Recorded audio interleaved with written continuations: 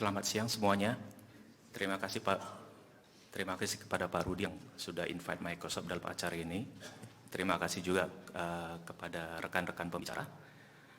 Untuk hari ini mungkin kurang lebih yang mau saya share ke teman-teman sekalian adalah kaitannya dalam perspektif transformasi digital, kemudian cyber security, dan juga bagaimana Microsoft dalam perspektif teknologinya sendiri. Jadi kalau kita bicara tentang transformasi digital, Microsoft melihatnya dalam beberapa spektrum. Yang pertama mungkin kalau misalnya Anda bisa lihat di dalam tampilan layar ini, kita melihat perspektifnya itu adalah customer, operation, employee, dan juga bagaimana kita melakukan transformasi secara produk. Nah, konsep ini adalah sesuatu yang kita sebut dengan digital feedback loop. Karena pada saat kita melakukan transformasi bisnis, kita melihat ke semua 4 poin ini sangat penting untuk melakukan kontinuasi dari proses-proses transformasi tersebut. Kenapa kita sebut sebagai sebuah digital feedback loop? Karena pada saat korporasi, bisnis partner, dan ekosistem ini melakukan transformasi digital, to some extent mereka akan touch ke area-area tersebut. Customer knowing more, intelijen terhadap customernya, produk, mereka melakukan transformasi produk, kemudian employee, supaya employee-nya bisa melakukan kolaborasi lebih jauh, operasi secara optimasi terhadap operasi, dan seterusnya. Tapi yang essence dari informasi ini adalah bahwa kita perlu suatu mekanisme sehingga setiap titik yang kita engage itu mampu memberikan suatu feedback. Umumnya feedback ini terjadi secara manual, bisa juga secara digital, tapi yang kita coba address di sini adalah bagaimana kita keep getting feedback dari setiap titik ini yang akan kita konsolidasikan dalam people say big data dan seterusnya. Tapi esensinya adalah informasinya ini sangat-sangat banyak. Pada saat Anda melakukan interaksi dengan customer, bukan cuma profil dari customernya Anda ingin ketahui, juga mungkin behavior dari customernya. Bagaimana pattern yang dilakukan oleh customer tersebut pada saat berinteraksi dengan organisasi Anda. Pada saat Anda bicara employee, bukan cuma Anda ingin tahu bagaimana employee yang melakukan productivity dengan menggunakan tools dan teknologi, tapi juga Anda ingin tahu apakah dari cluster-cluster employee tadi ini punya pattern of collaboration. Contohnya, kalau saya mau pick up suatu project yang kaitannya dengan CSR misalnya, mungkin saya bisa melihat bahwa ada komunikasi yang terjadi di dalam kluster-kluster tertentu yang punya sentimen ataupun punya ekspektasi yang sama terhadap CSR. Jadi dengan menggunakan teknologi digital feedback loop ini kita bisa optimalkan. Ya, jadi esensinya dari digital feedback loop adalah informasi yang kita dapatkan kita implement dengan menggunakan AI untuk mendapatkan aktivitas-aktivitas berikutnya. Kalau kita bicara tentang esensi dari AI, mungkin teman-teman sekalian perlu aware, esensi dari AI adalah 2 hal. Bahwa dia akan mampu melakukan prediksi yang lebih baik dibandingkan pada saat kita melakukan prediksi. Yang kedua adalah dia akan mampu memberikan insight yang mungkin lebih baik dibandingkan insight yang kita dapat. That's the essential dari AI. Ya, dan AI umumnya berkaitan dengan jumlah data yang dilakukan. Oke. Now, step berikutnya setelah kita melakukan konsolidasi informasi, getting insight, ini adalah menggunakan informasi tersebut untuk continuation terhadap business improvement, terhadap changing process. Makanya ini kita sebut sebagai digital feedback loop. Tidak satu arah ke dalam, tapi juga digunakan untuk menggunakan informasinya ke yang lain.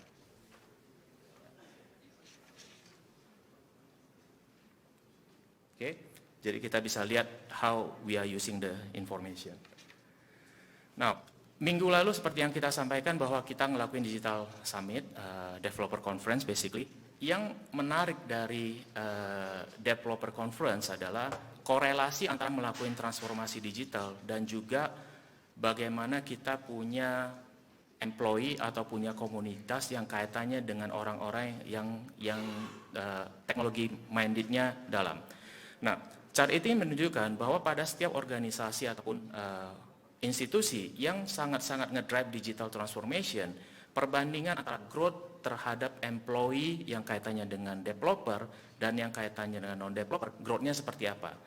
Jadi insight yang Anda bisa lihat di sini adalah even dengan industri yang spesifik, contohnya saya ambil di sini ada education, growth by yang punya tech background dengan yang non-tech itu jauh lebih besar. Nah, inilah yang membuat industri tersebut lebih ngedrive teknologi transformasi, yaitu transformasi digital di bidangnya.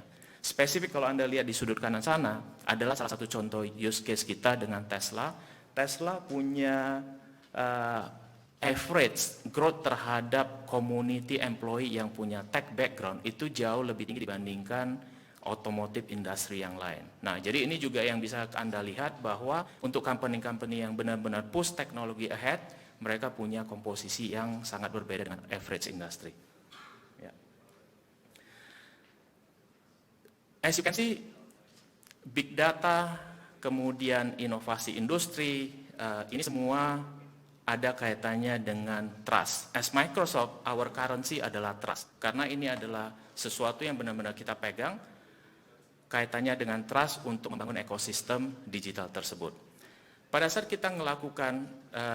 kita partner ini melakukan survei terhadap bagaimana cyber security threat di organisasi tersebut, Anda bisa lihat di dalam slide ini bahwa 22% itu tidak aware bahwa ada terjadi cyber security threat ke dalamnya.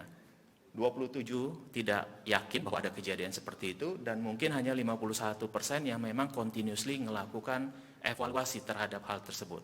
Nah, yang menjadi perhatian di sini adalah apa risk yang terjadi terhadap organisasi tersebut. Otomatis ada impact yang direct, revenue-nya turun, ada impact yang indirect, brand image-nya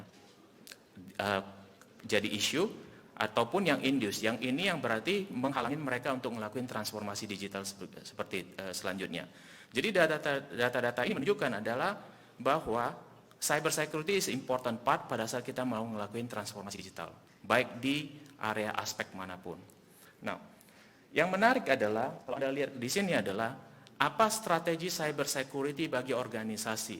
Most of the leaders bicara cyber security ini sebagai defense factor yang membuat mereka comfortable dengan operation IT-nya mereka.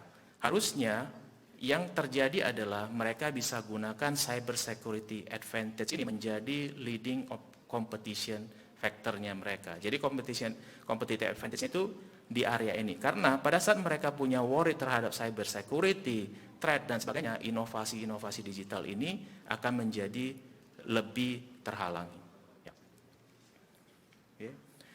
Bicara tentang cyber security, saya yakin semuanya sangat-sangat aware bahwa this is the one of the biggest currency. Saat ini Anda juga pasti aware bahwa selama 12 bulan ke belakang banyak sekali institusi yang define oleh global regulator. Salah satu yang terbesar mungkin yang sebelumnya pernah sampai lebih dari 100 million euro karena data breach. Jadi kalau kita lihat quote-nya di sini, kalau misalnya data breach-nya enggak kill organization-nya karena distrust tadi, mungkin aja fine-nya itu akan bisa nge-kill organization-nya karena faktor dari besarnya fine tersebut. Ya. Ini kalau kita lihat dari sisi GDPR sendiri, there are percentage of annual revenue yang dijadikan base kalau terjadinya data breach terhadap GDPR compliance tadi. Now, so cyber security is a hal yang sangat-sangat very important untuk key business leader amatin. Okay. Bicara tentang security, dari perspektif teknologi ini saya bicara tentang perspektif teknologi. Jadi kalau kita amatin di salah satu organisasi yang punya employee, let's say 1,000 above, saya yakin yang hadir di sini harusnya organisasinya jauh lebih besar dari sana.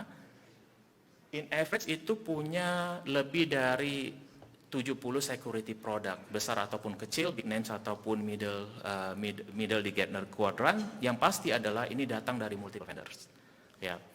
Kemudian yang kedua yang menarik adalah 1.375 million ini di-spend oleh organisasi untuk melakukan responding terhadap malware threat.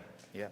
Yang menarik adalah saking digital transformasi cyber security ini correlated, di dalam 2021 ke depannya, para pakar memprediksi bahwa akan ada banyak sekali job opening yang kaitannya dengan cyber security. So this is the top pay job right now untuk bicara tentang cyber security. Karena ya tadi korelasi antara digital transformasi, cloud, data, AI, banyaknya touch point dan seterusnya ini membutuhkan orang-orang yang expert di area cyber security. Okay. Now, best of breed approach. Kalau Anda lihat dari concern yang saya list down di sini, dua yang saya mau highlight very important. Yes, bahwa ini bicara tentang integrasi dan seterusnya, tapi yang paling penting di sini adalah too many signal yang Anda harus monitor pada saat Anda punya sedemikian banyak produk dan teknologi. Too many signal di dalamnya. Jadi, karena saking banyaknya signal dari semua produk, protokol, aplikasi dan yang lainnya, dan visibility-nya sometimes disconnected. Jadi Anda mungkin akan kesulitan untuk mengkorelasikan antara satu signal dengan signal yang lain. Ya, so I think this is a broad assessment yang dilakukan oleh banyak pakar melihat dari organisasi-organisasi cukup besar. I think this is something yang perlu kita aware juga. Now, another approach ya. Jadi another approach adalah mungkin kita bisa gunakan cloud technology. Ya, menggunakan cloud technology doesn't means bahwa kita remove all the component. It means bahwa ada bagian-bagian tertentu yang solely integrated di dalam cloud platform tersebut. Makanya kenapa tadi di awal saya start dengan bahwa Microsoft currency is trust. Karena bicara tentang cloud itu bicara tentang trust. Bicara tentang cloud, bicara tentang bagaimana kita bisa melakukan integrated dari sisi security untuk mensupport security agenda dari banyak organisasi. Ya. Now, ini pada saat kita melakukan cyber security profiling, ini mungkin bisa jadi bahan pertimbangan bahwa kalau misalnya is a partnership, tergantung bagaimana model Anda ngelakuin deployment-nya. Jadi kalau Anda di sebelah kanan, Anda bisa melihat siapa yang meng-own apa. Inventory-nya seperti apa. Jadi kalau kita bicara tentang on-premise, basically ya semuanya di-own oleh organisasi. Kalau kita bicara tentang SaaS misalnya, basically administration di-own oleh organisasi, tapi the rest of the infrastructure itu di-own oleh cloud provider. Artinya semakin banyak komponen dari cyber security-nya yang akan di-provide oleh si SaaS provider tadi. Ya, kalau di tengah otomatis kombinasi dari kedua area ini. Okay? Now, as Microsoft, we are looking at the cyber security point of view dari 4 pilar ini. Jadi yang pertama itu adalah identity dan access management. Ini tadi saya senang sekali mendengar pembicara-pembicara sebelumnya tentang identity. Jadi bagi kita identity is very important karena ini bicara tentang bagaimana kita secure identity kita di dalam konteks single sign-on, di dalam konteks akses yang menggunakan single sign-on, identity is very important karena begitu one brick is basically you can access everything. Jadi bicara tentang identity dan access management ini bicara tentang bagaimana Anda men-secure those ID tadi. In the basic stack, MFA is a mandatory. Jadi kalau saya baca satu riset yang bicara tentang adalah implementasi MFA is a mandatory karena itu akan at least prevent orang akses ke dalam ID Anda tanpa Anda ketahui. Ya, jadi ini adalah salah satu area yang for consideration. Another thing adalah threat protection. Ya, threat protection ini juga salah satu area yang sangat penting dalam konteksnya Microsoft. Ini untuk mengetahui bagaimana pattern dari akses. Jadi yang mungkin tadi Pak Lukman sampaikan bahwa orang akses dari Indonesia tapi berikutnya dalam waktu 30 menit udah akses dari Rusia. That's not possible. Jadi ini adalah threat